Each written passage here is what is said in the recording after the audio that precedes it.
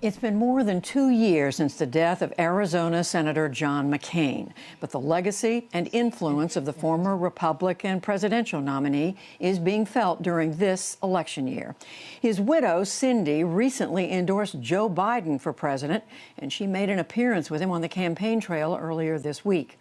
Mark Salter was a longtime aide and confidant of Senator McCain, and he examines his life in a new book, The Luckiest Man, which comes out on Tuesday, and he joins us now. Mark Salter, welcome back to the NewsHour. I don't say this about many stories about politicians, but this is a beautiful book.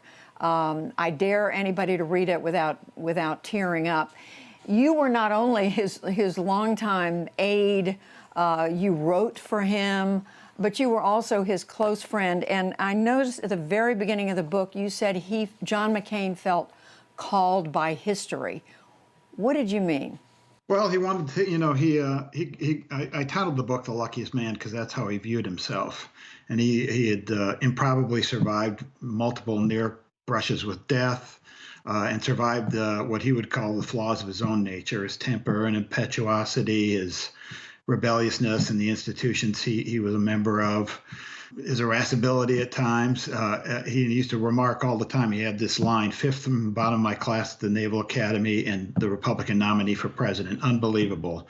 And that he got to participate in history and great events and help influence the course of history and the course of his country's success mattered greatly to him. He always told this story of his father, who was a admiral, a four-star admiral, but was a young officer in World War II, a submarine commander. And when the Japanese bombed Pearl Harbor, a black sedan pulled up in front of their house in New London, Connecticut, and collected his dad. And he doesn't remember seeing his father again until the end of the war. But he said, he told me that he thought it felt like that black sedan was history, and it had come to collect his father. And he deeply wanted that for himself, and I think he managed to do it. So many wonderful stories here. You talk about the small gap between the private John McCain and the public John McCain. I mean, his character jumps out throughout this book. You talk about as you said, the impatience, the generosity, the restlessness, how he rarely lost hope. But the bottom line you wrote, Mark Salter, you said what mattered to him was that you acted honorably in service of something more important than yourself, and you treated people fairly. It was pretty straightforward. He was a man who lived by a code that he had learned from his father and from his grandfather and from his family were in the military in every generation as far back as the Revolution. He got it from the honor codes at the Episcopal boarding school, where he went to high school, and from the Naval Academy, even though he was very rebellious in both those places. He never violated the honor code. He lived by it. And I think the central premise of that code to him was that you redeem yourself from your flaws and failings through courage and self-sacrifice in service to others. And he did that at great cost over and over again. And you write, I mean, we remember John McCain for his fight for campaign finance reform, for immigration reform, certainly for his advocacy of a strong defense, for his choice of Sarah Palin as his running mate when he was the Republican nominee for president in 2008. But it was the summer of 2017, Mark Salter, after he had been diagnosed with terminal brain cancer, when he insisted on coming back to Washington for that Senate vote on the Republican effort to repeal Obamacare, the ACA. And he was determined to be there. Why? Well, I think because the way he dealt with any adversity was to just keep plowing ahead.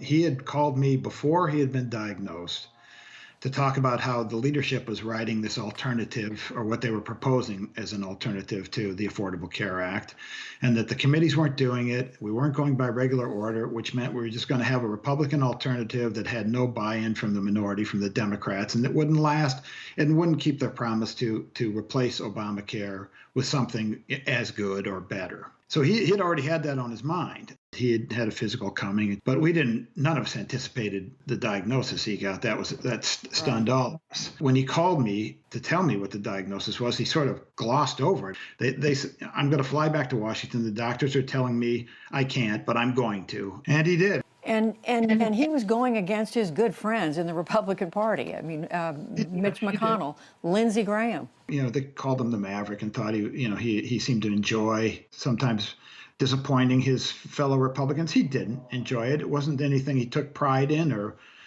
pleasure in or anything else. And he felt the burden of wanting to be a TS. He said, "I don't always want to be the dog in the manger." And but he knew here he had received a bad diagnosis, but he would have access to the best medical care attainable. Many other people in his situation wouldn't. He didn't want to be part of a process that was a political gesture, really, more than anything else, not really a policy gesture. It was a political gesture that would deny others adequate medical care and not offer anything in replace. So it was a difficult decision, but not one I think he second-guessed himself on. As we said a moment ago, his widow, Cindy, has endorsed, been very public in her support for Joe Biden. What did Senator McCain think of Donald Trump? Well, he didn't care for him. I think that was clear. He didn't vote for him last time, and were he alive, I don't want to say what he would do in the election. That's not fair to him. He's not here to tell us. But I don't think Donald Trump is someone who improves on longer acquaintance. So I imagine he didn't support him last time, and he wouldn't this time. He thought he was something of a clown, and he didn't. For a guy, going back to what I considered the central tenet of his code that he lived by, that you act bravely and sacrifice for others. Donald Trump's the antithesis of that. He's also, through ineptitude, through ignorance, doing great damage to alliances that John McCain spent a great deal of time tending to and valuing and helping to thrive. That would stop him. And he's also Trump's affinity for dictators like Kim Jong-un and Vladimir Putin and Erdogan and others bothered him greatly. And in fact, the harshest statement I ever heard him make about any president was the statement he made after the Helsinki summit when Trump said he took the word of Vladimir Putin over the assessment of America's own intelligence services. Well, the book is definitely one to remember. It's The Luckiest Man: Life with John McCain. And Mark Salter, we thank you very much for joining us. Well, you're very kind to say so and very kind to have me on, Judy. Thank you very much.